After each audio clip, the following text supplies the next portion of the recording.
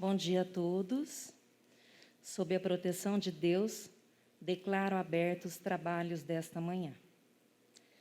Na condição de membro integrante da Comissão de Finanças e Orçamento, declaro aberta a audiência pública para a prestação de contas da Secretaria Municipal da Saúde, referente ao segundo quadrimestre do exercício financeiro de 2021, em conformidade ao que dispõe o parágrafo 4º do artigo 9º da Lei Complementar número 101 de 2000.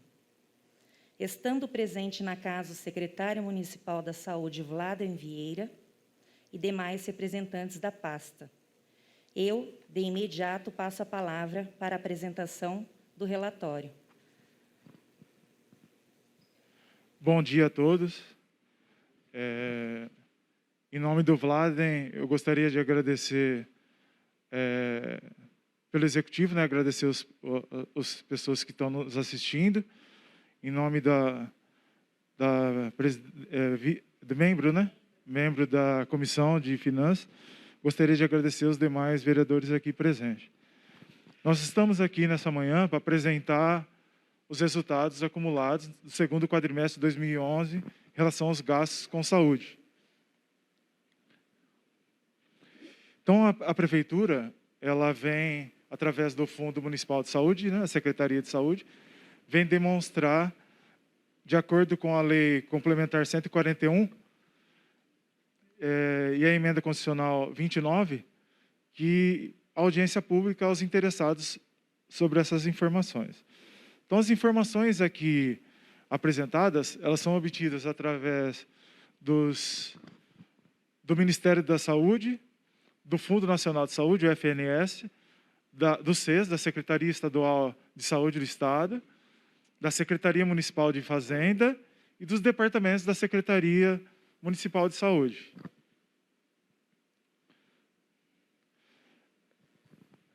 Nossa primeira apresentação com relação às receitas e despesas, a gente vai colocar as receitas para demonstrar. Nós temos 3 tipos de receitas que fazem base de cálculo na aplicação da saúde. As primeiras, elas são recursos municipais. Dentro dos recursos municipais, algumas receitas elas entram no cômputo da aplicação constitucional, que são o IPTU, o Imposto de Renda, o ITBI e o ISS. E as multas e juros de mora desses tributos municipais.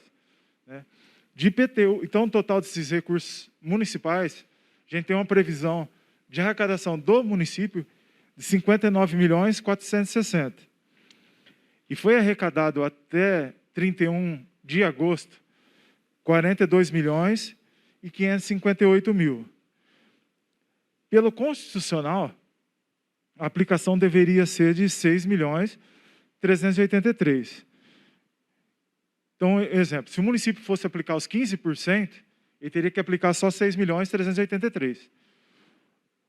O município aplicou 9.797 aproximadamente, que são 23%. Então, ele está aplicando, são 8,02% a mais do limite constitucional. Então, dos impostos de IPTU, a gente tem uma previsão de 24.100.000, arrecadou 16.665.000. Pelo constitucional seria 2,5 milhões, aí aproximadamente, e arrecadou 3.384.000. Onde? Do imposto de renda, 11.700.000, arrecadou 7.076.000. Pela aplicação constitucional seria 1.081.000, só que aplicou 1.629.000.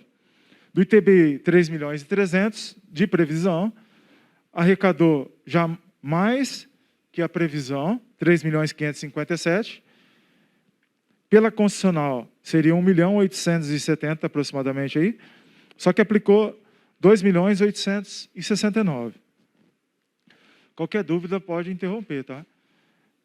De multa e juros desses impostos, do IPTU, Imposto de Renda, do ITBI e o ISS. A receita prevista era de 2.990.000. arrecadou 2.805.000, bem próximo já da previsão. Então, pela constitucional seria 421 mil aí, e arrecadou 640, aplicou 645. No próximo, também são recursos que são base de cálculo para os 15% da saúde, que são o FPM, o cota parte, desculpa, da União, o FPM, o ITR, a Lei Complementar 86 de 96 e o IPI. Total da previsão é de 35.990.000. Arrecadou 31.295.000 aproximado. Pela constitucional seria de 4.694.000. Aplicou 7.204.000. Então, do FPM, a previsão de 34.800.000, arrecadou 30.513.000. Pelo constitucional seria 4.577.000, aplicou 7.024.000. Do ITR, 600.000 de previsão e arrecadou 222.000. Pelo constitucional seria 33.303, aplicou 51.109. Do desoneração do ICM, tem a previsão de 20, só que não teve arrecadação. Do IPI, da previsão de 570, já arrecadou 559, próximo aí da previsão, com aplicação constitucional de 84 aproximadamente, mil, e aplicou 128.754. Das transferências do Estado, são base de cálculo o ICMS e o IPVA. Então, a previsão das transferências do Estado para o limite da aplicação da saúde é de R$ 105.600. Foi arrecadado 86.937.000. O constitucional seria 13.040.000. Foi aplicado 20.013.000. Do ICM, uma previsão de 91 milhões, arrecadou 73.816. Pelo constitucional seria de 11.072.000, aplicou 16.992. Do IPVA, 14.600.000, e a arrecadada foi de 13.120. Pela aplicação constitucional dos 15%, seria de 1.968.000. Aplicou 3.020.000. Então, total dos recursos próprios, dos impostos municipais, transferências do Estado, transferências da União, a previsão de arrecadação é de 201.050.000. Já arrecadou 160.790.000. Pelo limite constitucional seria de 24.118.000, só que a gente já aplicou 37.013.000. Próximo é transferências de recursos federais. As transferências de recursos federais, a gente tem transferência de custeio, que é para manutenção, e os de investimento, para obras, infraestrutura da saúde. Então, tinha uma previsão de 20.260.000, sendo de custeio 20 milhões e 260.000 de investimento. Já teve uma arrecadação de custeio de 17.277.000. E de investimento, já superou a previsão, né? 349.000 em relação aos 260. A próxima apresentação, a gente desdobra o que é de custeio e o que é de investimento. Então, da atenção primária, do custeio, a gente tem várias receitas aqui. Tem o PAB, os agentes comunitários de saúde. Tem algumas receitas aqui que estão previstas, só que elas tiveram uma alteração, né? Mudaram para incentivo financeiro, por exemplo, acho que a atenção, o PAB, teve algumas mudanças. Então, a gente vê que às vezes tem previsão e não tem arrecadação, mas não é, porque ela está incorporando, teve uma portaria que alterou os grupos aí. Tá? Então, a gente tem programa de informatização, incentivo financeiro, captação ponderada, desempenho. E eu vou estar passando quanto que arrecadou de cada uma dessas, né? Do PAB, 80 mil não teve arrecadação, porque ela teve essa alteração, né? Agentes comunitários de saúde, previsão de 1.200.000, já arrecadou 845 mil. Academia da Saúde, 36 mil, arrecadou 18. Informatização das unidades básicas, 170 mil de previsão, 39.100 de arrecadação. Incentivo financeiro de captação ponderada, 3.330, arrecadou 2.162. Do incentivo financeiro da APS de desempenho, 1.230 de previsão, arrecadou 407 mil. Per capita, incentivo financeiro da APS per capita de transição, 445 mil de previsão, arrecadou 342. Continuando, custeio da atenção primária, ações estratégicas, 780 mil, teve 453 de arrecadação. Incremento temporário de atenção básica, Luiz Bragança, 50 mil de previsão, não teve arrecadação. Incremento temporário da atenção básica, Luiz Mota, 100 mil de previsão e não teve arrecadação. Programa de informatização da APS, não tinha previsão, foi arrecadado 96.900. Incremento temporário de custeio e atenção básica, portaria 1468. Não tinha previsão de arrecadação. Teve uma transferência de 250 mil. Implementação de política da Rede Cegonha, não tinha previsão. Arrecadou 6.335. Agora a gente vai para a atenção especializada do custeio. O MAC, que é média e alta complexidade, o recurso do hospital, 10.600.000 de previsão. Foi arrecadado 6.929. SAMU, 840 mil de previsão, arrecadou 561 mil. Cirurgias eletivas, 260 mil de previsão, arrecadou 11.833. Incremento da assistência hospitalar ambulatorial Mara Gabri, 100 mil, não teve arrecadação. Incremento assistência hospitalar ambulatorial Júnior Bozelli, 50 mil de previsão, não teve arrecadação. Da vigilância em saúde, DST, AIDS e hepatite, 70 mil de previsão, 52 mil de arrecadação. Incentivo de serviços da vigilância, vigilância em saúde, 210 mil de previsão e 106.644 de arrecadação. Agente de combate a endemias, 160 mil de previsão. Teve uma arrecadação de 141.250. Incentivo de ações e serviços de vigilância sanitária. Não tinha previsão e teve uma arrecadação de 22.570. Depois a gente tem assistência farmacêutica. Também está dentro do custeio. O programa de assistência à farmácia básica, uma previsão de 270 mil e uma arrecadação de R$ 191.917. Gestão do SUS. É um outro bloco. Programa de financiamento de alimentação e nutrição. 19 mil de previsão, 13 mil de arrecadação. Outros programas financiados, que é onde entra mais receitas de transferência do Covid, né? Então a gente tem 4 receitas aí que foram repassadas, que totalizaram 4.627.000. Aí tem maternidade, né, investimento do Covid, 578.913. Leitos de UTI, 3.696.000. Portaria 731 de 2021, R$ 85.006.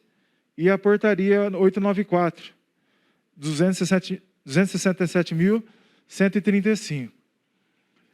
Essas foram as receitas de custeio. A próxima agora a gente vai para as de investimento.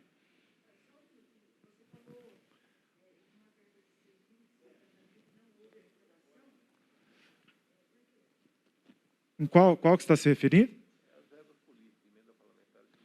Essas são emendas parlamentares que não foram... Tem previsão, mas ela não efetivou o repasse. Mas ainda vai vir. Existe uma previsão, né? Mas isso está dentro... Esses recursos são emendas parlamentares que, por exemplo, que não tinham previsão na gestão anterior, dentro do plano anual, o plano plurianual da administração anterior, que veio com esse ano. Só que ainda não foram liberadas para o serviço. Então, por isso que elas aparecem zeradas.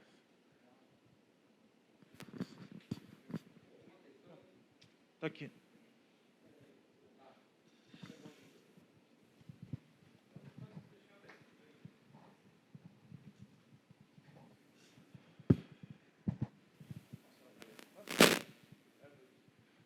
Não, ainda nessa linha da pergunta da Beth, essa emenda da Mara Gabrilli, parece que ela já apareceu em outras prestações de contas de anos anteriores, de outros quadrimestres. É a mesma ainda? Foi sendo renovada? Não veio nos outros exercícios? Você sabe dizer? Não, a previsão ela é anual, né? Um exemplo, pode existir uma previsão de uma emenda, por exemplo, no caso da Mara, para 2020 e pode ter uma previsão para 2021. Tá, pode ser que... mas ela não tem transferência de um exercício para o outro. É porque há alguns anos está aparecendo, né, essa previsão da Mara, e eu não recordo de ter visto nunca ela efetivada, por isso que eu estou... Mas dúvida. Pode ser que, assim, como não houve a efetivação da emenda, ela vai para restos a pagar. Tá. Então, ela está lá empenhada no Ministério. Então, um exemplo, eles fazem a previsão já contando no orçamento que vai receber. É uma previsão de arrecadação. Tá. Para não criar um crédito especial. Né? Então, já faz essa previsão para qualquer coisa já está previsto no orçamento. Tá. E aquele último gráfico do Covid, é só recurso do governo federal que tem lá? A transferência de recursos? O último Esse é só transferência da União. Só da União. Depois você vai ter um detalhamento também do município ou recursos próprios, mais para frente? Tem um quadro específico de despesa do Covid. Ah, legal. Não, então aguarde. Obrigado.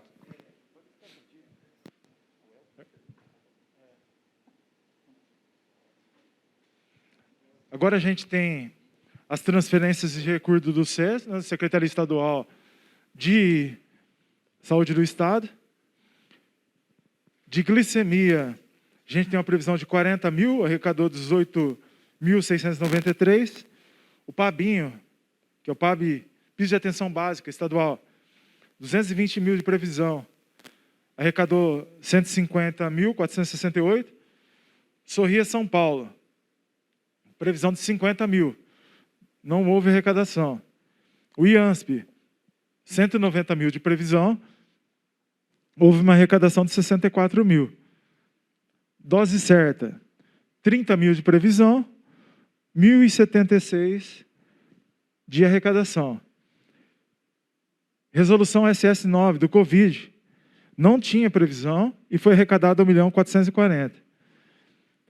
Resolução também do Covid SS38, não tinha previsão e foi arrecadado 51.250.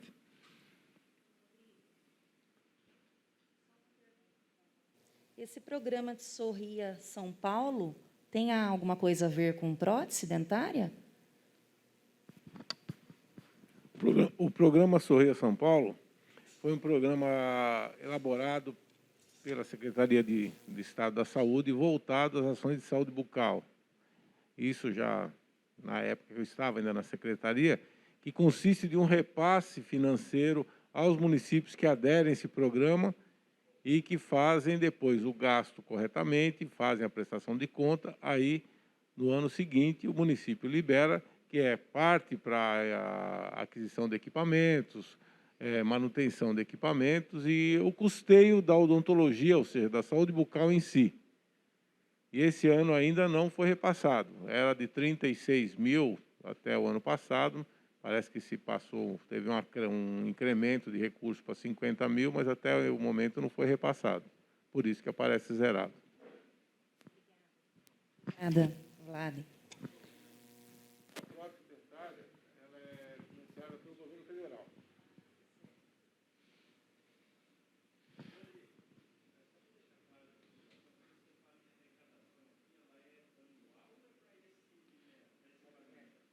É acumulada.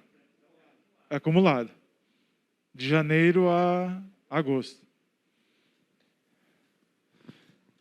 Transferências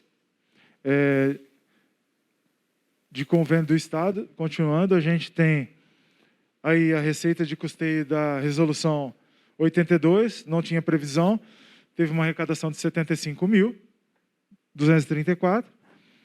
Resolução 62, prevenção do controle ao câncer, não tinha previsão, uma arrecadação de 10.217.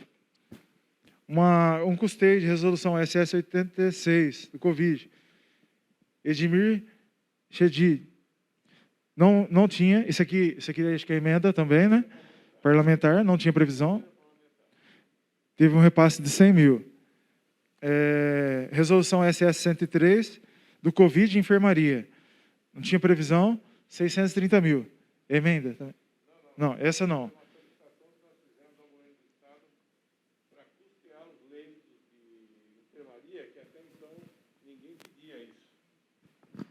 Então, só no microfone para ficar mais. Nós tínhamos 36 leitos de enfermaria e ninguém pediu custeio. A administração anterior não pediu custeio para o Estado. E aí nós, analisando a portaria, vimos que podíamos solicitar, solicitamos através de ofício, o prefeito esteve conosco lá na DRS e o Estado liberou 630 mil de custeio para os leitos de enfermaria. É uma questão de simplesmente ir atrás do recurso, lendo as portarias e vendo que o recurso está disponível. Posso explicar também a questão do convênio de implantação do sistema de anti-incêndio do hospital? É um recurso destinado de 600 mil e até o momento não houve a execução, porque nós estávamos num período de pandemia e teria que realmente parar alguns setores do hospital para que isso pudesse ser implantado. Mas o projeto está pronto e nós estamos gradativamente vendo qual vai ser o momento mais adequado da gente pegar e começar a mexer nesse projeto.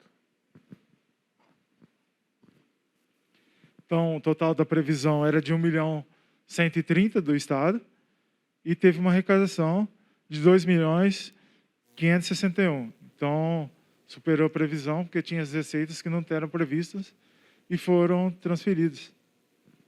Ô, Vladen, só uma pergunta. Esse convênio custeio de castração de animais de 2021, R$20 mil, ele está parado? Não, nós estamos vendo, fazendo...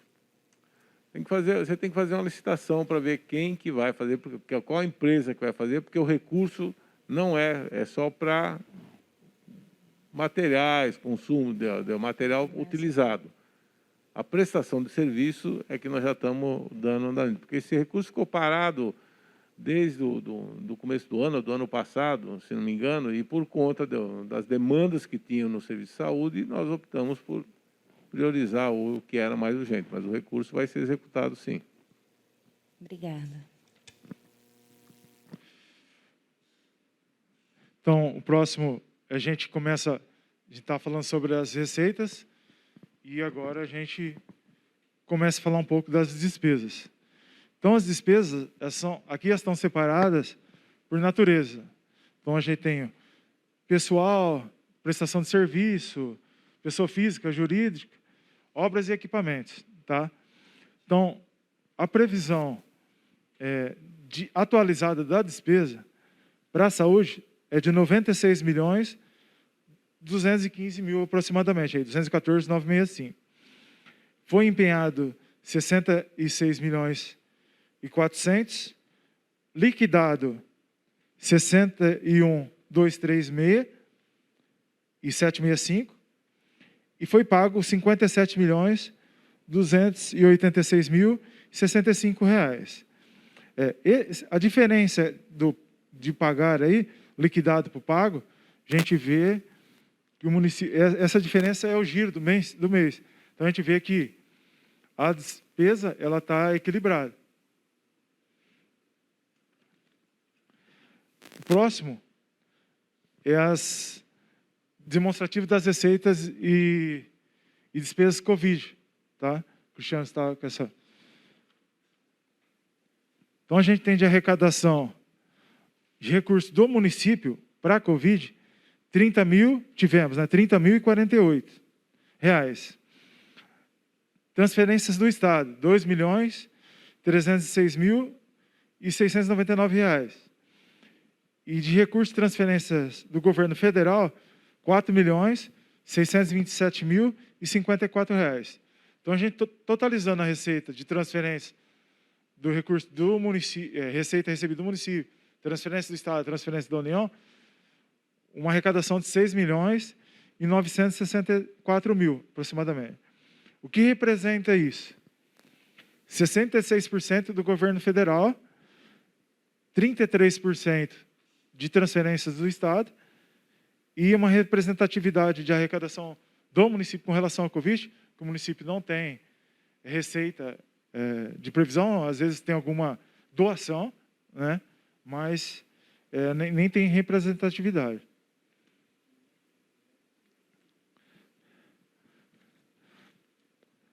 Aí, os gastos, tá? Com Covid. Recurso próprio, a gente tem, de recurso próprio, a gente tem pagamento de vencimentos, obrigações, indenizações, restrições trabalhistas, material de consumo, prestação de serviço de pessoa jurídica e equipamento. O total empenhado de 7.258.000. Liquidado 6.390.000 e o pago de 4.884.000. E aí discriminado por cada natureza os gastos de cada despesa. Isso com recurso próprio. Recursos do Estado. A gente tem material de consumo e prestação de serviço de pessoa jurídica, totalizando aí 2.265.000, liquidação 2.166.000 e o pago de 2.002.000. O próximo é recursos federais, né? Despesas, a gente tem despesas com vencimento, indenização trabalhista, material de consumo e prestação de serviço de pessoa jurídica. Um total de 7.415.719 de empenhado, liquidado 6.674.802 e o pago de 6.425.082 reais.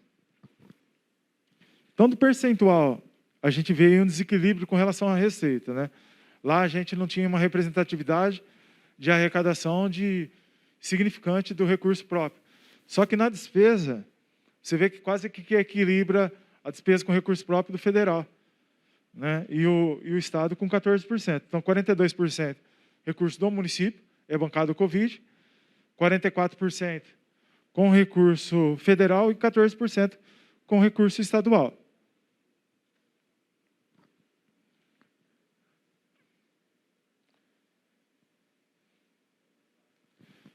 O próximo, o quadro, a gente vai falar um pouco sobre as despesas por subfunção. Dentro da saúde, a gente tem atenção básica, média e alta complexidade e vigilância sanitária, né? São classificações da despesa. Então, dentro da saúde, a gente tem no orçamento previsão como é repartido isso. Então, dentro da atenção básica, a gente tem uma previsão de 12.475.000, né? Que é dividido em pessoal, material de consumo, prestação de serviço, pessoa física e jurídica, e obras e equipamentos. Empenhado 12.475.253, o liquidado 12.231.338 reais, e o pago 11.761.001 real. A representatividade aí do pessoal, a gente vê que é, dentro da atenção básica, de 81,64%. Material de consumo, 15 15,81% aí. Prestação de serviço, quase 2%, e 0,58% de obras e equipamentos. Se vê, então, com o maior gasto, né, aí da atenção básica, está relacionado à despesa com o pessoal. Próximo quadro é do MAC, atenção hospitalar e ambulatorial. Também a gente tem aí pessoal, diárias, material de consumo, pagamento do consórcio, prestação de serviços e obras e material permanente. Total da previsão do média e alta complexidade é R$ 36.100.751. A gente tem uma previsão, um empenhado. O liquidado de R$ 33.090.614 e o pago de R$ 31.533.454. Desse total, 49,19% é pessoal. Diárias a gente tem 3,39%, material de consumo 15,76%, participação no consórcio 12% e prestação de serviço 19,20%. O próximo quadro é da vigilância sanitária. Aqui até teve um questionamento do Conselho com relação ao pessoal. E, na verdade, aí, Cristiano, todo o Covid está aqui dentro.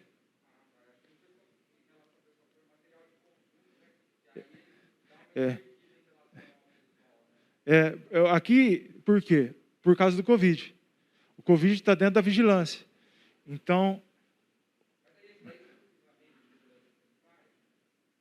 o Covid é vigilância. Então, por isso que ele está aqui. Então, o pessoal, se você, só da vigilância é 1.300.000. 3 milhões e pouco aqui está dentro do Covid.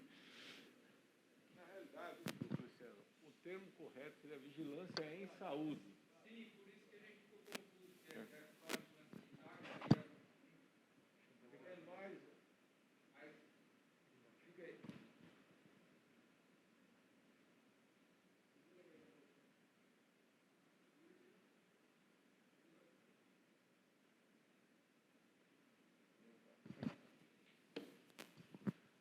Na realidade, o termo correto que a gente devia estar seria vigilância em saúde, porque aí você engloba tanto a vigilância sanitária em si, como o núcleo de vigilância sanitária e o núcleo de vigilância epidemiológica. Então, é por isso que, às vezes, os termos são termos antigos, porque antes existia a vigilância sanitária, a vigilância epidemiológica com núcleos distintos. Depois, esse termo foi atualizado há alguns anos, já mais de 10 anos, como vigilância em saúde.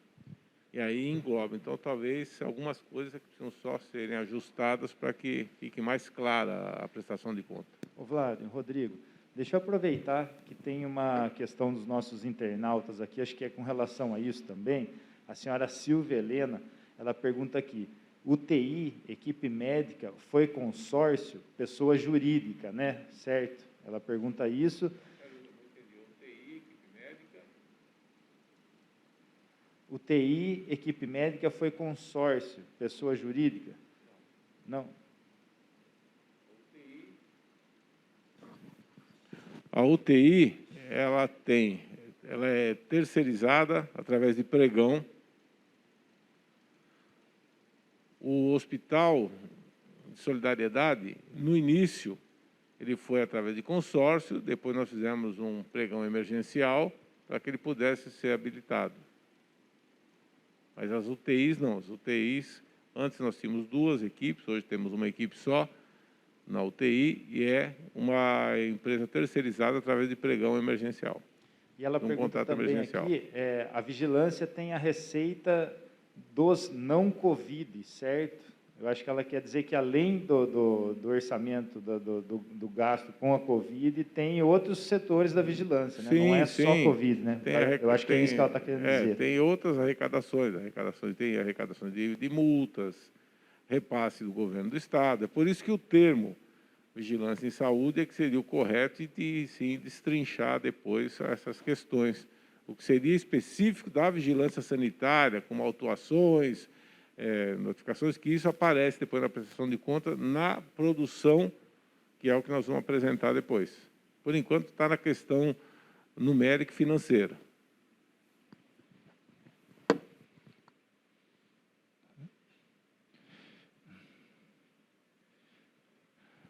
Então, o próximo slide é referente ao cálculo constitucional. Então, como que é disposto a aplicação dos recursos da saúde. Então, a gente tem as despesas orçamentárias, a dotação atualizada, que é a previsão de despesas de 96.214.985, né? 965, desculpa. E um empenhado de 66.400.000, liquidado 61.236 e pago 57.286. Então, esse é o valor das despesas total das despesas orçamentárias, recurso próprio, recurso do Estado e recurso da União. E aqui embaixo ali a gente especifica o que é imposto de Estado, recurso com imposto, com convênio do Estado e União. Tá? E o total aqui de despesas. 96.214 até 30 de agosto, correto? Isso. Esses 160 milhões que está aqui embaixo é para o ano? Não. Os 160 milhões...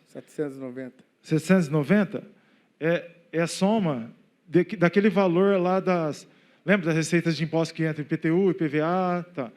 Recurso do Estado, ICM, o IPVA, e a FPM, da União, FPM, ITR, são aquela soma de todos aqueles impostos, que é a base de cálculo, que são 160 milhões. Então, é a arrecadação de janeiro a agosto das receitas que compõem a base de cálculo para a saúde. Tá, e desses 160 foi aplicado 96, foi... 96 com recurso municipal, estadual e federal. Federal. Certo. Entendi. Só que para a base de cálculo, a gente tem que considerar só essa primeira linha aí, ó, de impostos, que é os 38.289. O empenhado, 37.008.000 e os 34. Aí, na última linha, se a gente pegar os 160 milhões de arrecadação pelos 38, a gente tem uma aplicação pelo empenhado de 23,81, pelo liquidado de 23,02 e pelo pago de 21,39. Entendeu? Então, essa aplicação percentual dos gastos, esse total de 160 milhões, é o total de recurso de imposto, recurso próprio, do Estado e da União.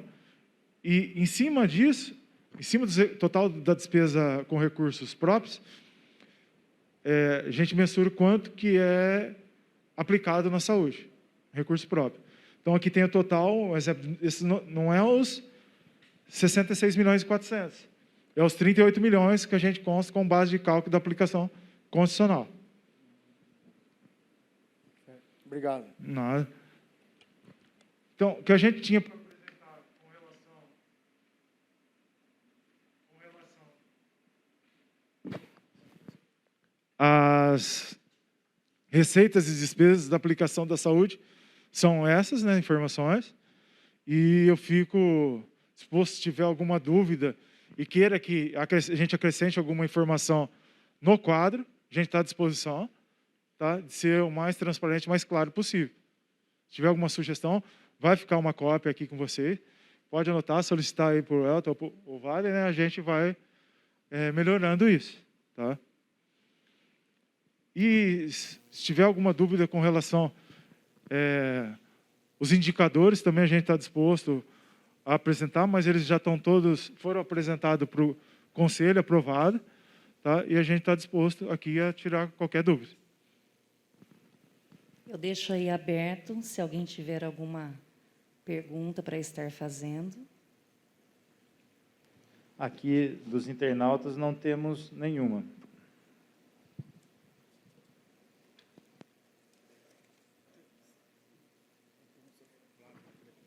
Bom, boa tarde, bom dia a todos, internautas, aos que nos acompanham nessa sessão de prestação de contas do segundo quadrimestre de 2021.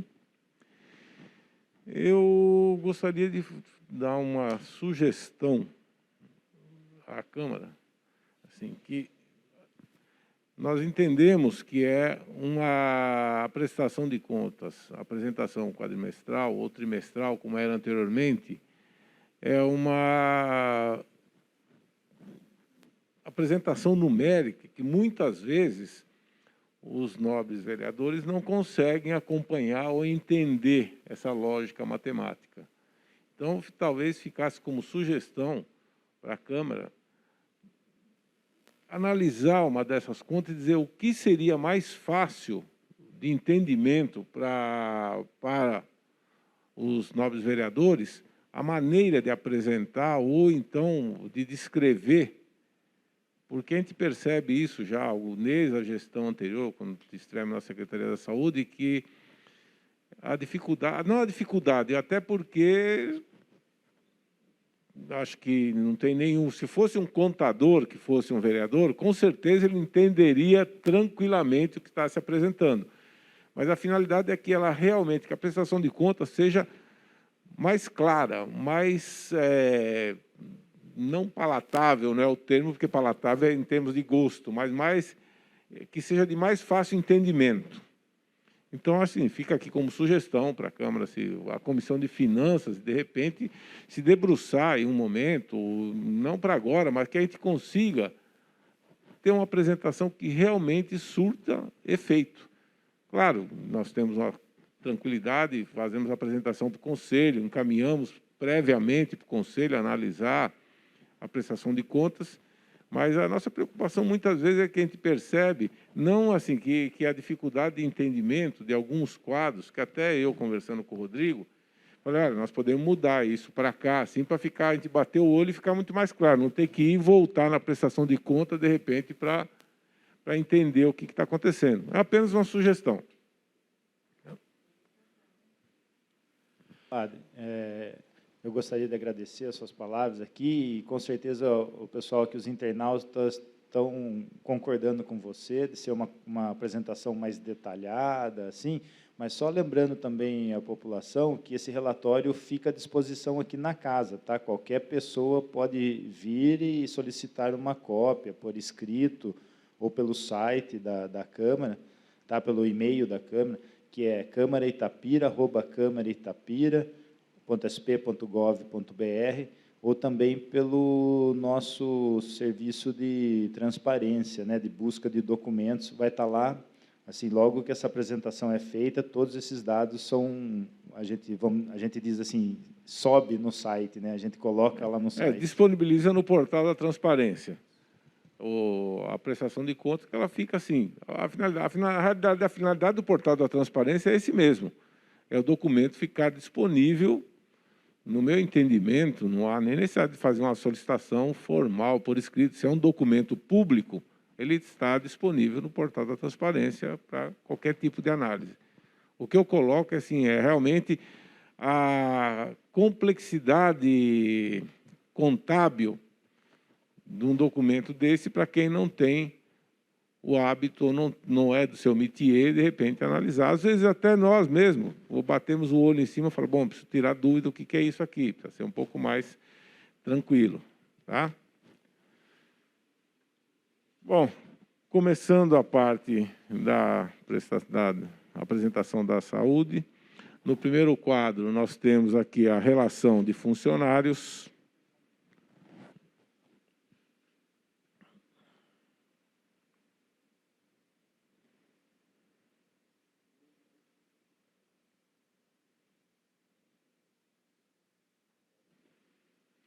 Nós temos a relação de funcionários e cargos. Hoje, a Secretaria da Saúde, ela tem em torno de 700 funcionários, não cabe aqui listar cada um, em torno de 200 funcionários contratados pelo Covid, que é com recurso federal, um contrato temporário. Em relação à rede básica, nós temos as 15 equipes cadastradas, uma equipe cadastrada na atenção primária de saúde, que é da Ponte Nova. Do total da população do município, nós temos praticamente 88% da população do município cadastrada em alguma unidade da saúde.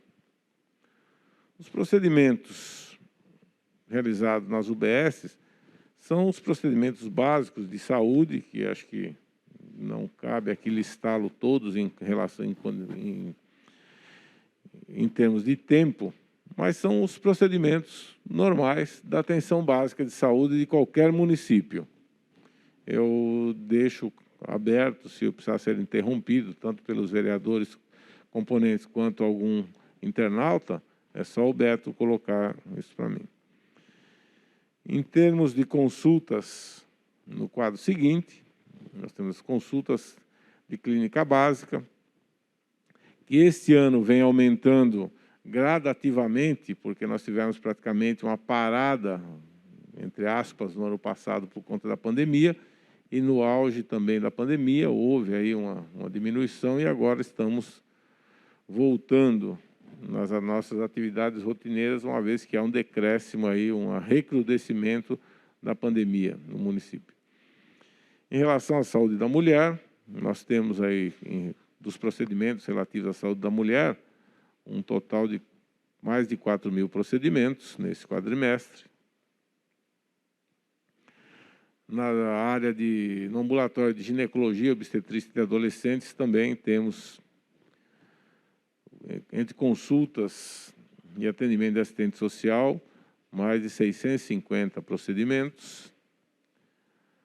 Programa de ostomizados, ou seja, de bolsas de colostomia, no quadrimestre, 193 atendimentos, que são atendimentos de pessoas cadastradas que necessitam desse tipo de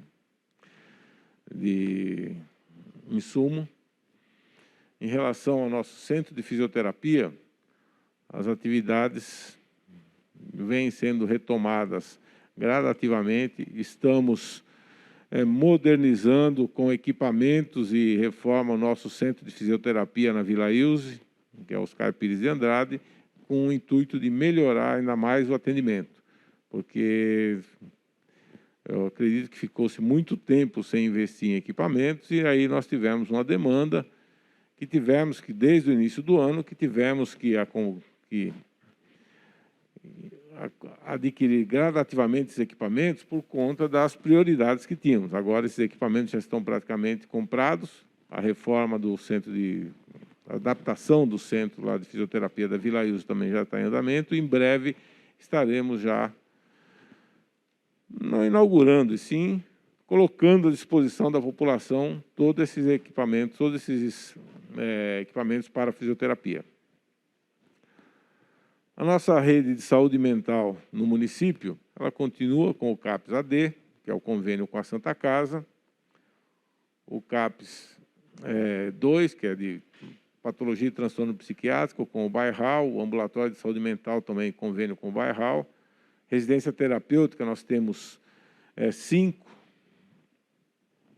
no convênio com o Bairral para 50 vagas, e alguns programas específicos, como o programa de volta para casa, atendimento psicológico na rede básica, psicólogos infantis, adultos, atendimento psicológico no hospital e no pronto-socorro para adulto, e o Hospital Municipal nosso é a porta de entrada para internações psiquiátricas do município. Em relação às atividades do CAPS, são atividades de rotina que não vejo como importante estar citando números e nominando o procedimento e citando a quantidade. Se houver algum questionamento de algum vereador, estamos à disposição. Das atividades do CAPS, temos as atividades rotineiras, que é oficina terapêutica, cultural, reuniões, atendimento individual de família, grupos terapêuticos, ou seja, atividades que visam estimular o frequentador do CAPS a se ajudar a sair do problema que ele se encontra. E aqui nós temos vários dados disponíveis. Em relação à saúde bucal, odontologia, estamos voltando gradativamente ao retorno de nossas atividades. Por que eu digo gradativamente? A população, podemos dizer assim, parece até que se desacostumou a ficar há 1 ano e pouco ou mais sem atendimento, apenas atendimento de urgência, quando tinha dor. Então, parece que a demanda nas unidades básicas diminuiu. Nós estamos agora retomando, conversando com os profissionais para retomar toda a atividade, todo atendimento programático que era feito. Ou seja, atendimento programático é aquele atendimento que é feito para tratamento, não é apenas uma extração dentária ou um atendimento de urgência para aliviar a dor. Nós pretendemos que voltar, a partir desse ano, ao que tínhamos em 2012, quando saímos da gestão. Seria praticamente 60% do atendimento dos profissionais voltado a tratamento de adultos, que tem uma maior demanda, e 40% atendimento ao escolar, que por uma condição epidemiológica tem uma melhor condição dentária que o resto da população. Como ficamos praticamente mais de 1 ano parado, isso aí parece que a população ainda não percebeu ou que voltaram às atividades normais. Mas isso, com o tempo, a gente vai divulgando e conseguiremos, com certeza.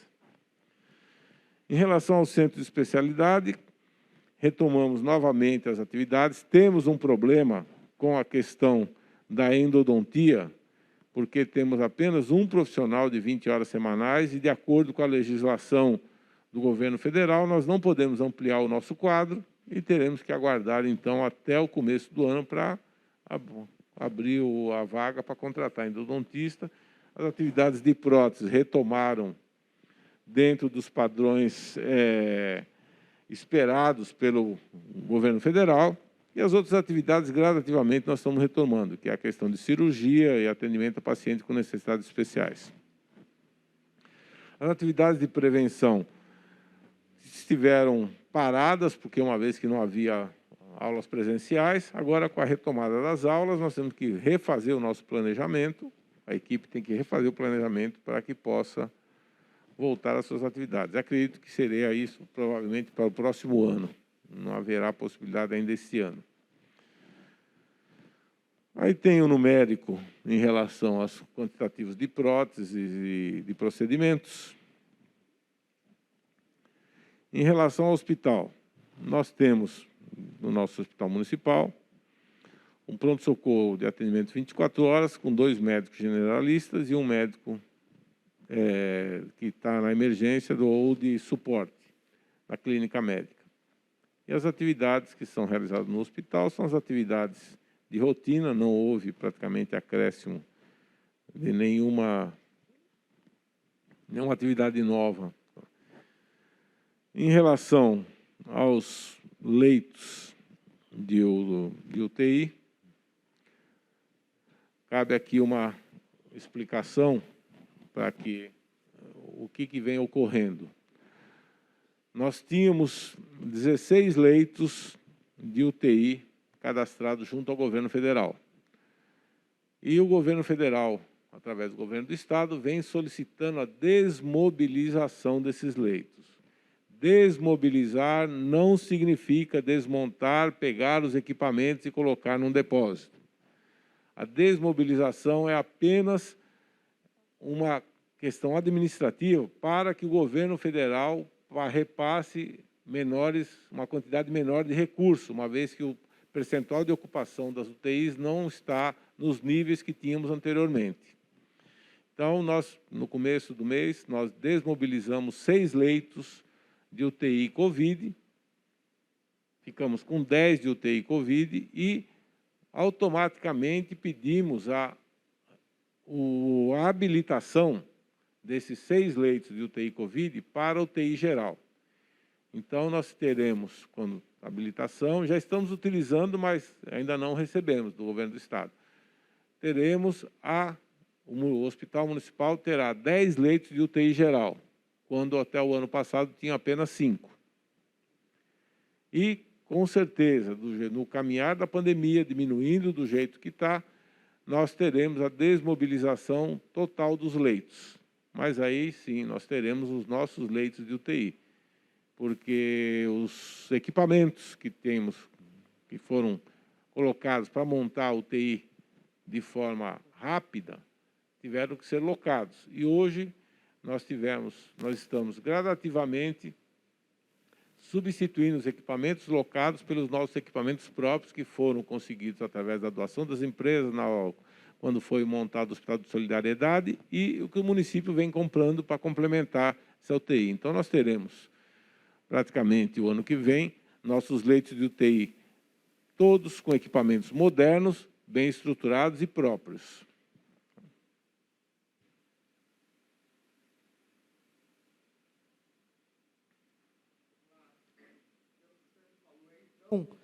Nós teremos 22 leitos de UTI geral, porque são 16 UTI hoje Covid, que, como você falou, está desmobilizando, mais 4 leitos e 2 no térreo. Irão continuar também? Não, os leitos do PS, eles fazem parte do PS. Nós teremos, porque o leito de UTI Covid, ele foi montado, é um leito normal de UTI, ele tem todos os equipamentos que tem, mas ele é específico para Covid, porque é uma doença infecto-contagiosa. Aí você me fala assim, bom, mas Vladen, e se nós tivermos casos de Covid? A nossa UTI tem leitos de isolamento, UTI com isolamento, então eu posso manter. E aí podem me perguntar, bom, mas se você vai desmobilizar os leitos, e se precisar? O Estado, hoje, ele credenciou 20 leitos específicos para UTI no CRCB, que é o Centro de Referência de Casa Branca. Então, são leitos do Estado. Se, de repente, eu precisar de mais leitos, ou eu posso mobilizar novamente os meus leitos, ou encaminhar para a Casa Branca, que nós temos o leito de referência, como é feito com qualquer outra atividade que depende de referência regional.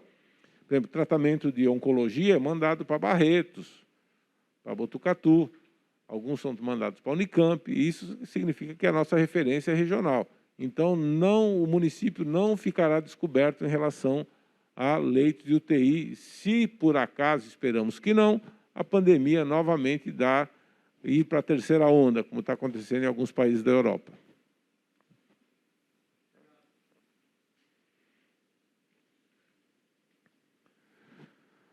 O nosso pronto-socorro, o ambulatório, continua nas suas atividades normais, como clínica médica, pediatria, ortopedia, ginecologia e pequenas cirurgias.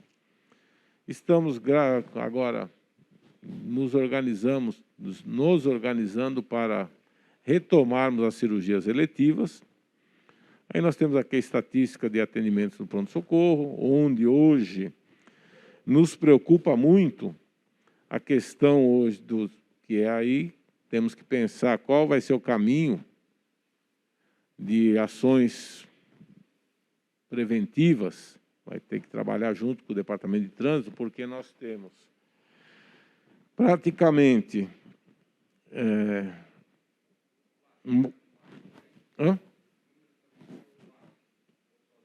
Sim, nós temos praticamente 50% dos atendimentos no pronto-socorro resultantes de acidentes de trânsito, porque aqui está separado por moto, o trânsito e moto, mas eu entendo que um acidente de moto é um acidente de trânsito.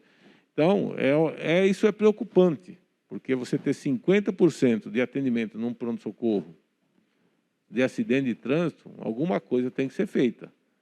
Porque esse tipo de acidente demanda uma ocupação de leitos de UTI grande, uma despesa em termos de internação para o município também muito alta e o tempo de ocupação do leito. Então, temos que pensar uma campanha intersetorial com diversos setores do município, porque isso aqui representa uma questão relativamente complexa para a saúde a absorver. Isto acaba restringindo o acesso a leitos de UTI de outras patologias, de cirurgias eletivas, que nós temos aí uma demanda reprimida enorme de cirurgias eletivas. Esse número nos preocupa.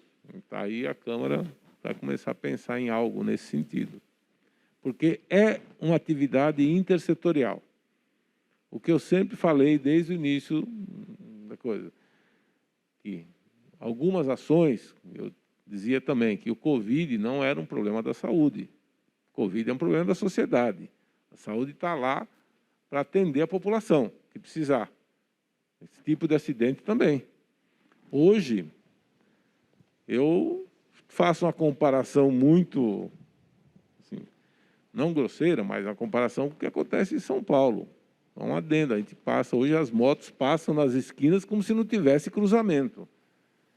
Assim, a gente percebe que é uma coisa, o fast food, aí, o iFood, os delivery do município acabam gerando isso. Eu acho que aí a segurança pública teria que ter algum tipo de atuação mais firme no sentido de coibir isso aí, porque impacta na saúde, sim, e no restante da população que, quando precisa, não tem, às vezes, o leito disponível.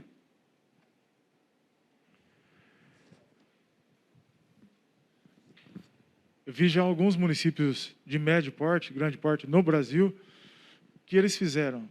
Tem esse mesmo problema de Itapira com relação ao acidente de moto e carro. Então, os atendimentos foram geoprocessados. O que é isso? Toda a equipe que foi atendida ia no local e marcava onde foi o acidente.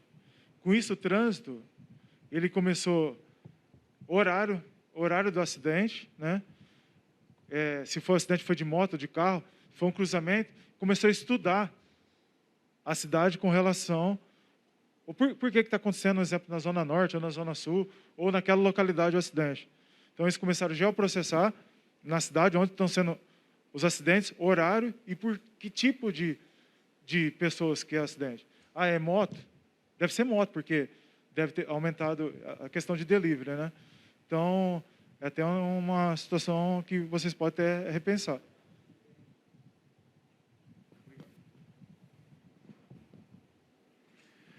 As cirurgias do Hospital Municipal, elas estão começando. Ô, Vlad, Oi. por favor, desculpa. Lá no slide anterior, a questão dos acidentes de trabalho, tem sido feitas estatísticas também de atendimento? Ou se tem algum outro tópico?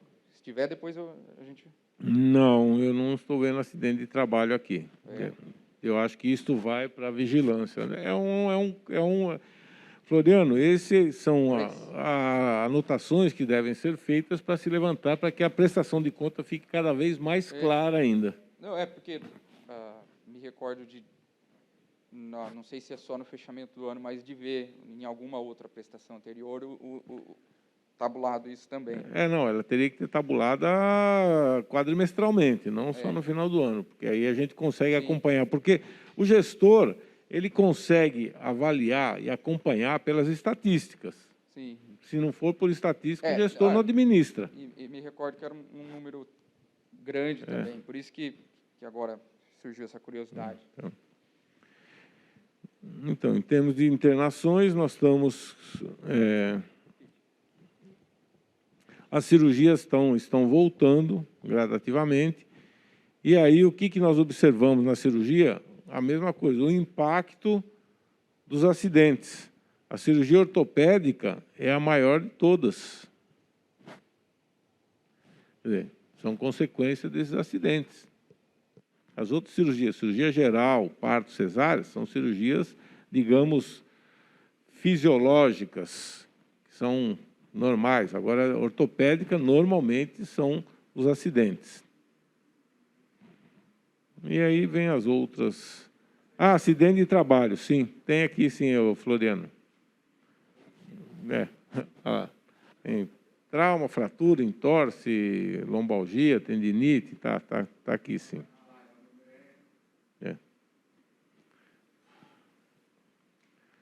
Agência transfusional, fazendo suas atividades de rotina. Banco de leite humano. Bom, em relação ao banco de leite, cabe aqui uma informação que e, em breve, talvez um mês e meio, ele saia das dependências do Hospital Municipal e passe a ocupar um espaço específico para o banco de leite, ocupar definitivamente um espaço específico para o banco de leite, onde é o CVT. Nós estamos reformando 2 salas, adequando as resoluções da vigilância sanitária, para que o banco de leite fique definitivamente lá e nós tenhamos mais espaço dentro do hospital para algumas atividades que sejam específicas do hospital. E o banco de leite ficará no anexo, da mesma forma que hoje, onde está o Hospital de Solidariedade, que será utilizado para, se não houvermos mais necessidade daquele espaço como o espaço de atendimento do Covid, será uma outra estrutura da saúde anexa ao Hospital Municipal. As atividades do banco de leite são as mesmas de rotina, doação. O banco de leite do Hospital Municipal é o maior doador de leite humano para a região. Aqui não são 23 mil litros, e sim 23,03. Tem que pôr uma vírgula aqui.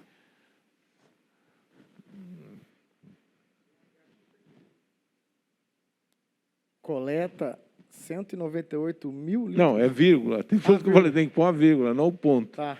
Senão, seria um laticínio.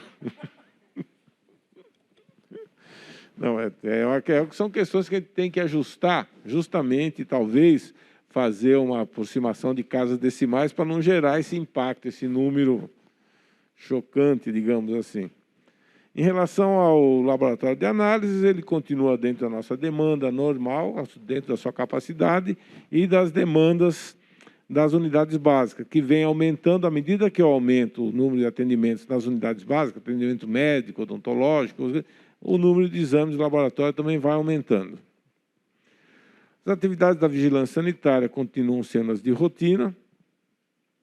Algumas foram, digamos, diminuídas nesse período de pandemia por conta da mobilização da equipe para fiscalização dos ambientes de aglomeração, bares, que eram atividades à noite, chegando ao ponto de no período de auge da pandemia, eu liberei os profissionais das suas atividades rotineiras para que pudessem se dedicar integralmente à questão dessa fiscalização. Agora já estão voltando todos ao normal.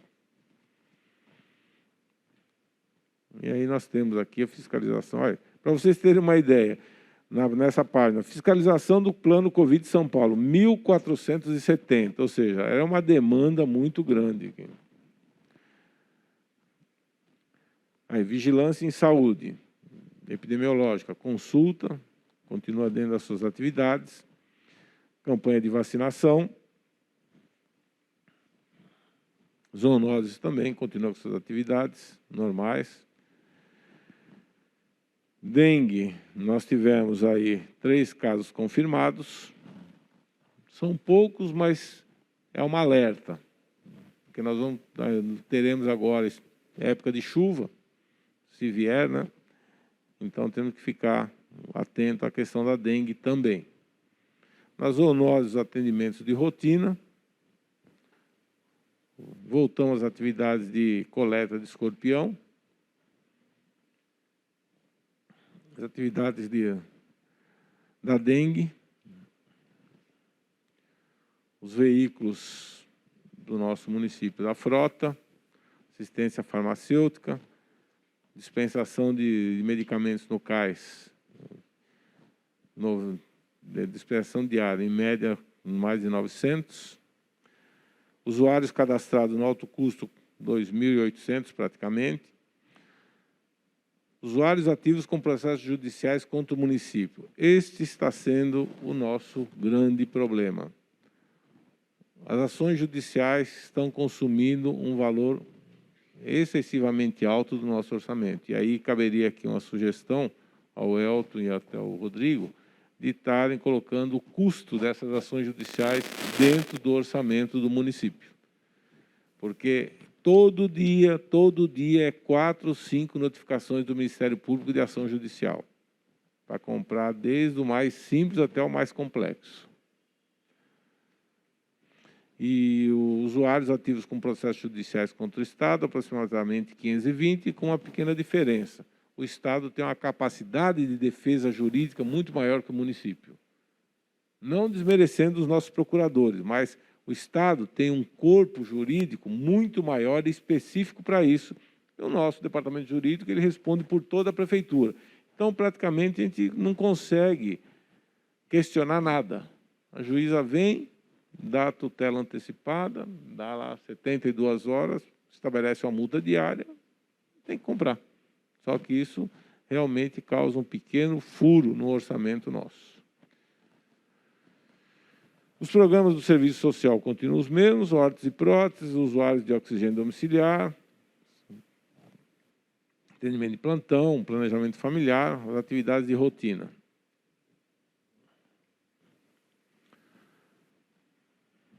As intervenções são as de rotina. Atendimento no centro de especialidade médica. Nós temos fonoaudiologia e psicologia infantil.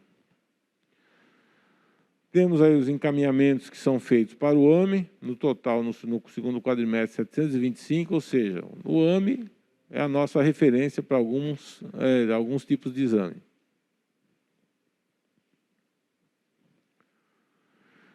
O AME de São João da Boa Vista também, que é um órgão do Estado, é nossa referência para algumas questões, como a mastologia e densitometria óssea, eletroencefalograma infantil.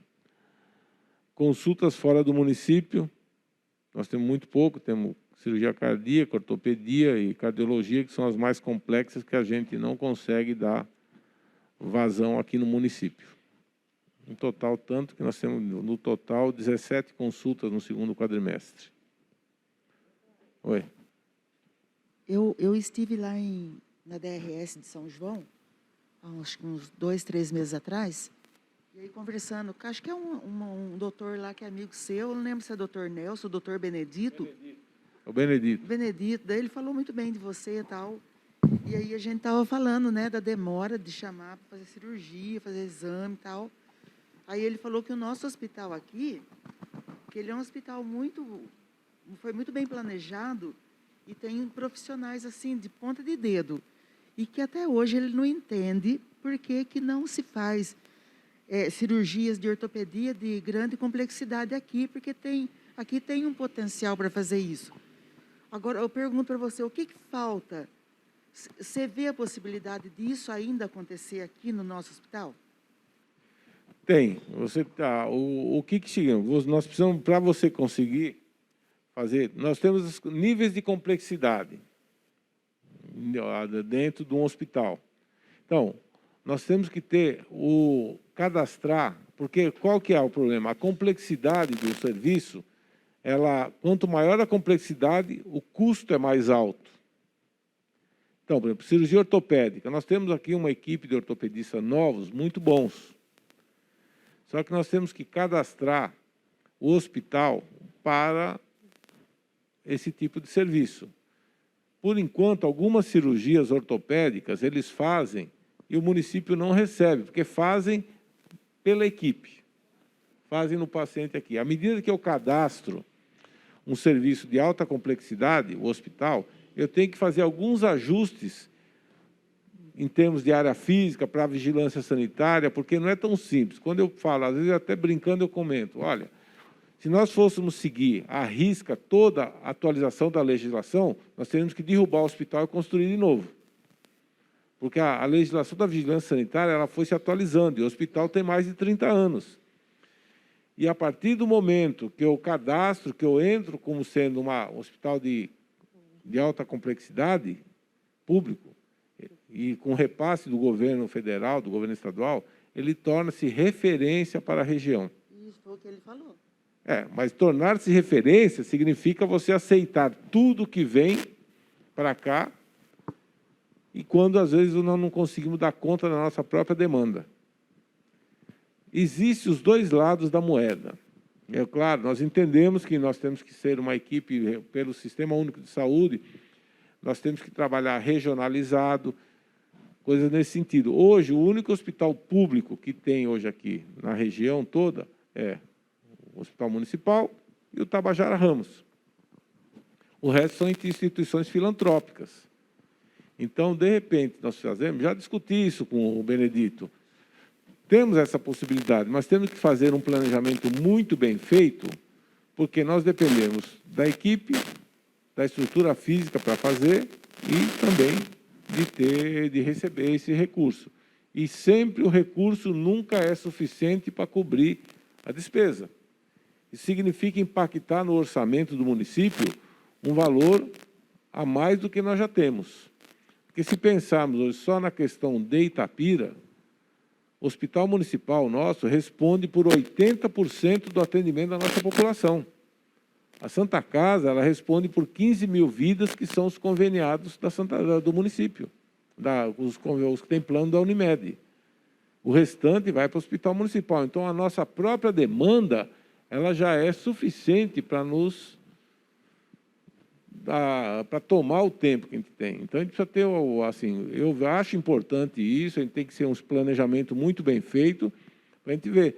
Basta vocês verem o que acontecia na época do auge da pandemia. Quando nós tínhamos 7 leitos de UTI ocupados por itapirenses, nós tínhamos 8 ocupados por pessoas de fora. Eles tinham direito? Sim, tinham direito, e nós tínhamos o dever de ceder esse leito, porque nós recebemos recursos do governo federal. Chegou um momento que não tinha mais leito para o pessoal de fora. Mas não tinha, então nós não tínhamos que tirar um itapirense para colocar outro, simplesmente não tinha vaga. Todo cidadão é igual perante a lei. Então, a questão da cirurgia ortopédica é um problema. Numa época dessa, onde olha as estatísticas, nós vemos que os acidentes de trânsito correspondem a 50% dos atendimentos de urgência no pronto-socorro, temos que ter um olhar um pouco diferenciado para isso. E o gestor, ele tem que estar... A questão da gestão, ela não é tão simples, porque o gestor ele tem que pensar na questão técnica, na questão política e na questão financeira. E tentar compatibilizar esses 3 numa coisa só. Não é tão simples, as coisas não batem, assim, as contas às vezes não fecham. De repente, se eu tivesse que atender todos, eu não teria dinheiro. Mas eu tenho que encaixar todos dentro do dinheiro que eu tenho. Parece um contrassenso, um jogo de palavras, não, mas é isso. Se eu tivesse que fazer tudo para todos, eu não teria dinheiro, mas eu tenho que pegar o dinheiro que eu tenho e tentar fazer com que todos tenham o mínimo necessário. Nós já discutimos isso, estamos discutindo. Não é uma discussão que se encerra. Sim, já tive lá, semana passada, estive lá conversando com o Benedito, falando a respeito de alguns projetos nossos, o que nós pretendemos fazer, até porque eu trabalhei com eles muito tempo. Ele falou. Então, a gente vai estar com calma, avaliando, porque muitas vezes você cria um serviço que depois você não consegue dar conta. O grande problema nosso, que eu sempre falo, nós temos que fazer funcionar bem o que temos. Não adianta abrir um serviço aqui, outro ali, outro ali, outro ali, e não conseguir que esse serviço dê resposta às necessidades da população. É esse que é o... É porque a gente anda por aí e existe muita reclamação, porque a pessoa com cirurgia é encaminhada para tal serviço, aí o serviço de lá que a pessoa foi encaminhada devolve para o nosso município com a resposta de que o nosso município pode fazer essa cirurgia. É o grande... a pessoa fica 5, 6... Desde 2015 está esperando cirurgia de ortopedia. Esse foi o motivo da minha visita a semana passada para o Benedito. A porta fechada da Santa Casa de Mogi Guaçu para algumas cirurgias, desde 2015. E o que significa isso? Para entender essas cirurgias que a Santa Casa de Mogi Guaçu deveria fazer, o recurso nosso já vai para lá e eles estão fechando a porta. A pandemia atrapalhou? Atrapalhou. Teve um monte de problema. Só que foi o que eu fui questionar com o Benedito. E nós não conseguimos alterar isso, porque é uma coisa que se chama Programação Pactuada Integrada. Ela foi feita já há uns 8, 10 anos atrás. O que você precisa para mandar para a Unicamp, para Mogi Guaçu. E não é só Mogi Guaçu. A Santa Casa de Mogi Guaçu, a Unicamp mesmo fecha a porta. Ela fica com o nosso recurso e fecha a porta. Fecha a porta. Ou seja, abre muito devagar. É um problema, é a questão. E nós não temos condição aqui de fazer tudo para todos. O que eu falo, o recurso não dá. Eu tenho que encaixar o máximo que eu posso dentro do recurso que eu tenho. Esse é um problema, e é um problema muito mais que a Regional de Saúde tem que procurar viabilizar, porque eu entendo que a Santa Casa de Mogi Guaçu ela é referência para toda a região, mas não justifica eu ter uma cirurgia de 2015 que até hoje não foi agendada. Eu fui lá, fui na prefeitura, fui no raio. É. E é o mesmo problema. É. Aqui pode fazer. Então, aqui pode fazer, mas fala, mas então eu quero meu recurso de volta. E aí é que você não consegue, porque o recurso, isso funciona da seguinte forma. O recurso que foi pactuado lá atrás, ele já vai, que seria de Itapira, ele já vai direto para o município, que é referência. Esse é o grande nó. E isso aí é apenas o que a gente fala assim, é empurrar as coisas para frente. E a coisa não funciona desse jeito. Então, a gente tem que ficar numa discussão junto, reuniões da regional, com a regional e os municípios, para ver se a gente consegue. Se eu pego o recurso de volta, por exemplo, para vocês terem uma ideia, é em torno de R$800 mil que deixa de vir para cá e vai para a Santa Casa do Guaçu, do município. E aí? São algumas coisas que a gente não tem o poder de chegar lá simplesmente e falar, não, eu não quero mais e tudo bem. Depende de uma negociação política, técnica muito grande. Bom, em relação ao exame de alto custo, temos aqui o que é mandado para a DRS. No hospital municipal, em termos de alto custo, nós fazemos mamografia e tomografia apenas. Para o AME de Américo Brasilense, que é uma outra referência do Estado, que faz cirurgia de cabeça e pescoço, cirurgia torácica e plástica, nós não mandamos nada. Na integração com a Santa Casa, praticamente, no segundo quadrimestre, nós não temos nada, porque nós estamos aí numa situação de refazer o nosso convênio com a Santa Casa. Esse ano, os leitos de UTI que nós temos disponível na Santa Casa, os 3 leitos, são referentes a um repasse que o deputado fez, conseguiu no final do ano passado, de R$300 mil, e foi repassado em cima de um contrato de cessão de 3 leitos de UTI até 30 de outubro deste ano. E, a partir daí, nós estamos já numa negociação, mandei a proposta do município para a Santa Casa analisar se ela vai nos fornecer o que nós estamos pedindo, para que a gente possa assinar a filantropia deles. Caso contrário, assim, não que eu vá endurecer a negociação com a Santa Casa, não é questão de endurecer. Eu preciso ver a minha necessidade e o que a Santa Casa pode nos fornecer, e realmente atender. Aí temos a Santa Casa de Mogi Guaçu, de ortopedia alta complexidade, foram 12. E neurocirurgia 6, que foram feitas apenas nesse segundo quadrimestre. E aí, outras coisas, do Dante Pazanese, no INCOR, Jaú, na Oncologia, Hospital Heliópolis também,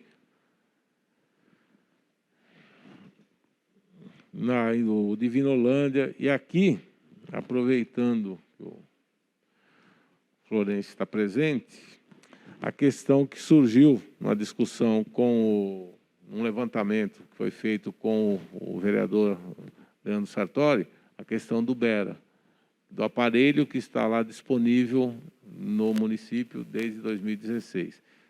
Eu expliquei que não foi instalado porque a demanda é muito baixa para esse tipo de exame. E a instalação dele, quando eu levantei, quando surgiu todo aquele questionamento, a instalação desse aparelho ficaria em torno de R$70 mil. A adequação da sala, uma demanda muito baixa, que às vezes dava 1, 2 exames por mês. Você vê que no quadrimestre não tivemos nenhum exame desse solicitado. Então, é isso, Floriano, que a gente fala que é a questão da regionalização. Estamos avaliando a necessidade. Se de repente o BERA pode se tornar uma referência regional, é uma outra situação. mas a demanda é baixa pelo custo. Talvez esse aparelho, não sei como veio para o município, se veio através de emenda parlamentar, se veio com uma outra ideia, que eu também não sei, porque foi 2016, mas a gente tem que ter essa questão de racionalizar os recursos, saber como gerenciar. Agora estamos com o aparelho lá, vamos avaliar, esperar, ver onde nós vamos instalar, se vamos ser uma referência, vamos ofertar serviço para os outros municípios. Vlada, Oi. veio via emenda parlamentar. Na verdade, veio emenda para compra de equipamentos e esse estava contemplado dentro de uma série de equipamentos que foram comprados.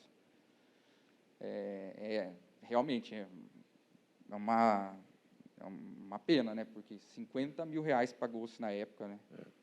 Então, o grande problema que eu falo assim, de comprar equipamento, às vezes a ânsia da emenda parlamentar, a emenda parlamentar, Florência, é uma coisa que ela tem um atrativo político muito grande. Com certeza. E aí o deputado falou, olha, eu vou te mandar um dinheiro para você comprar, talvez a emenda parlamentar já vem carimbada para algum equipamento, que é uma questão, digamos, esdrúxula, talvez. Eu tenho que ver, falar, olha, eu preciso de tal equipamento. Vê se você consegue com o seu deputado, eu preciso de um recurso para comprar isso aí. Muitas vezes a emenda parlamentar ela vem carimbada para um equipamento. E esse equipamento você tem que planejar para que eu quero. Não adianta eu falar, eu vou comprar um equipamento que eu não vou ter, ou vai ter utilidade, ou vai ter utilidade para uma situação, para 2, 3, 4. Essas questões, o planejamento na área da saúde ele é fundamental para você não desperdiçar dinheiro público. Eu vejo isso um desperdício de dinheiro público, e agora nós estamos com isso, temos que ver, temos que avaliar com calma, procurar ver qual é a demanda regional dos municípios da nossa região, falar, tem uma demanda, se a gente instalar, vocês mandam para a gente. Por quê? Pelo menos com isso a gente recebe pelo exame. Caso contrário, hoje vai para o Conderg, fala, é longe de Vinolândia? Mas o município leva, traz, e em 4 meses nós não tivemos nenhuma solicitação de Ibera, que é um exame muito específico para a criança. Então, mas o equipamento não vai ser assim, descartado. Já perdeu a garantia, tudo, mas nós vamos procurar dar um destino certo para o equipamento. Isso aí a população pode ter certeza disso. Eu entendo que, às vezes, a família que precisa fala, mas tem um aparelho lá e eu não posso fazer, eu tenho que ir para a Divinolândia. É difícil entender, a gente não entende, a pessoa não quer entender, não quer não, ela não tem nem obrigação de entender. Eu sempre falo, na saúde, para o indivíduo, a condição dele é sempre prioritária em relação ao do outro. E a gente tem que entender isso, como gestor tem que entender e procurar explicar ou resolver da melhor situação. E aí temos outras questões aí de exames de alto custo, questões que foram feitas. Você vê que praticamente tomografia, antes mandava para outros locais, não estão mandando. O nosso tomógrafo já foi comprado, da emenda de R$800 mil do deputado, tudo de recurso. O município colocou mais 150 ou 160 mil, quanto foi? 160? 160 mil, custou 960 mil o tomógrafo nosso, e agora estamos fazendo a licitação para a empresa que vai adequar a reforma que foi iniciada na sala. Porque as pessoas falam assim, mas eu já não tenho lá uma sala de tomografia, não pode tirar aquele para o outro. Eu falei, como é que eu vou pegar e ficar 1 mês sem tomografia nesse hospital? Sendo que a tomografia hoje é um exame fundamental diário para a Covid. Eu tenho que terminar a reforma de uma sala, instalar o equipamento e depois devolver esse que está alocado para a empresa, e na sala que está o tomógrafo atual, será a sala de raio-x. Temos que ajudar a adequar a sala para isso novamente. Consultas no CAISM da Unicamp, muito poucas. É isso para você ver como as portas estão fechadas. Porque nós temos no CAISM lá da Unicamp, praticamente 14. Estamos dando conta no município? Estamos, mas mesmo assim está fechado. No consórcio, que é o que nos tem dado retaguarda, nós temos aí uma demanda muito alta de exames, praticamente 3.000, quase 3.900 exames. Aí, atendimentos diretos na PUC e Unicamp, também muito pequeno, muito pouco, 13 atendimentos. Isso mostra que a gente consegue dar vazão para os nossos, mas também temos a porta fechada do outro lado. Aí, Unicamp também, 11 no CAISM. Serviço de transporte, tivemos aí praticamente 255 mil quilômetros rodados no segundo quadrimestre.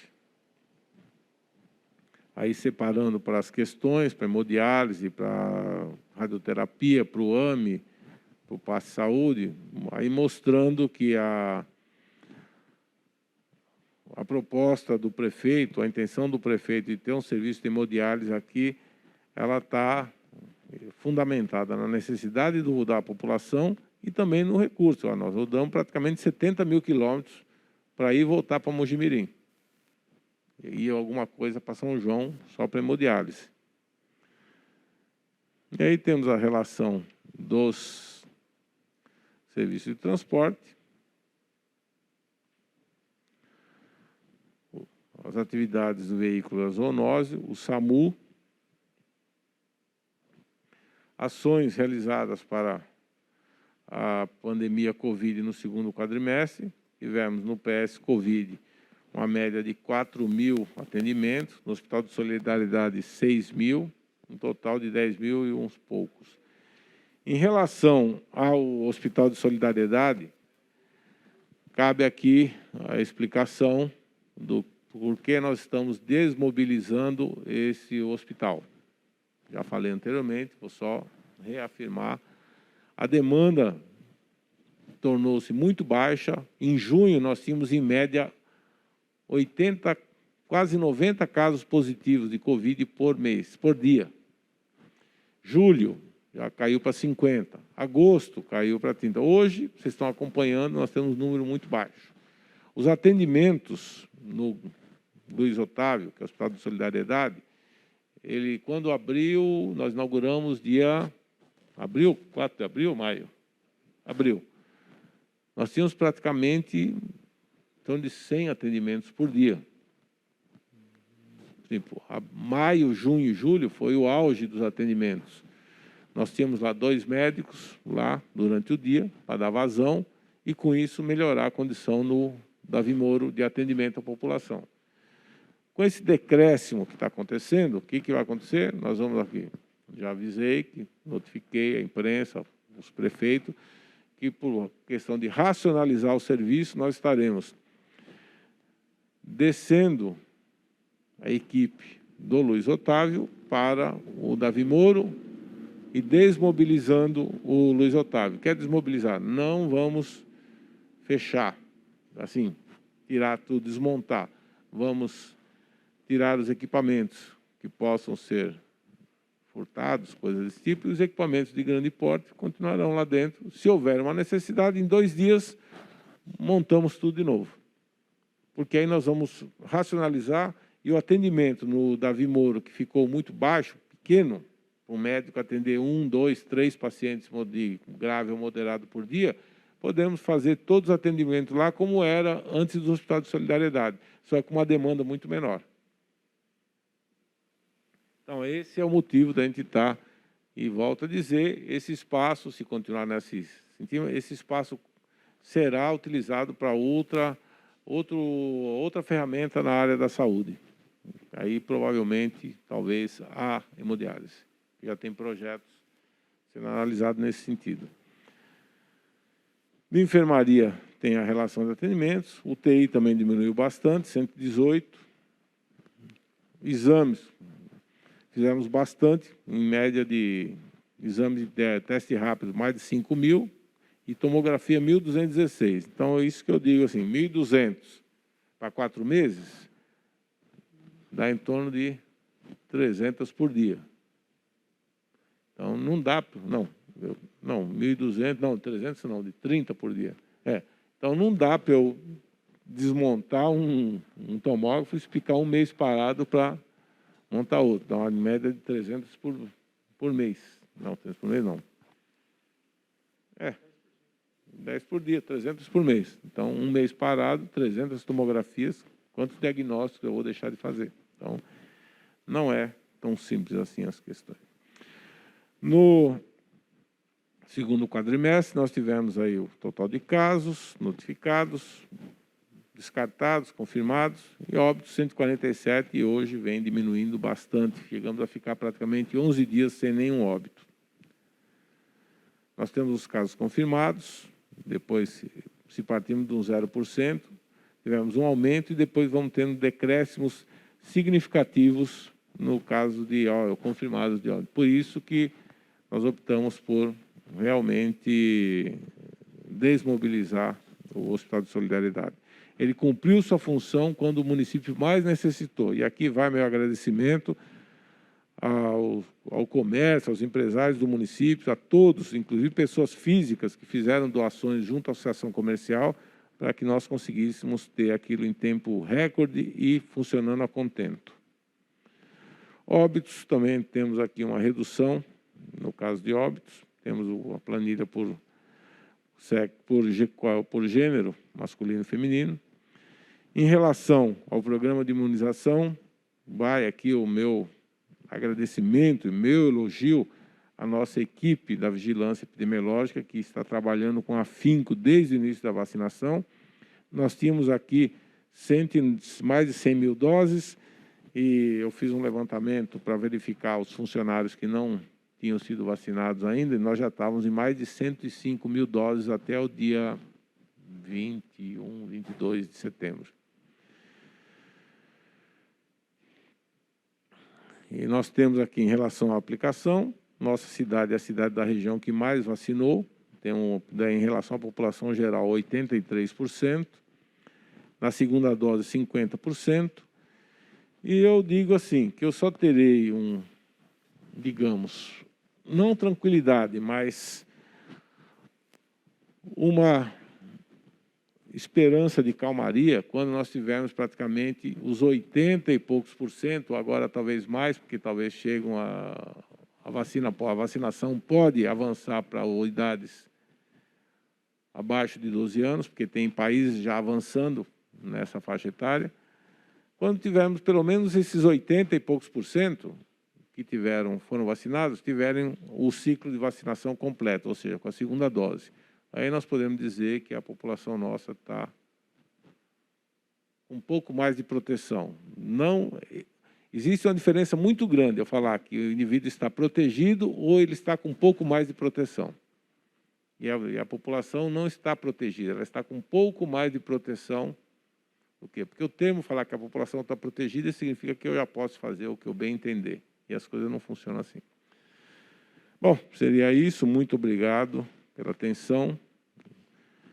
Espero que a apresentação tenha dado conta das dúvidas e vamos procurar melhorar o visual da apresentação para que ele possa ser mais inteligível.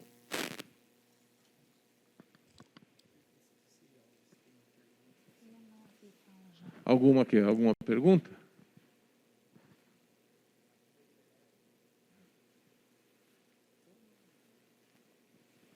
Feitas as apresentações e não havendo mais perguntas, agradeço a presença da vereadora Beth, do vereador Fábio, do secretário municipal da Saúde, Vladen Vieira, Cristiano Florense, do Elton, do Rodrigo, da imprensa, do público que nos acompanha pelas redes sociais e dou por encerrada a presente audiência pública. Boa tarde.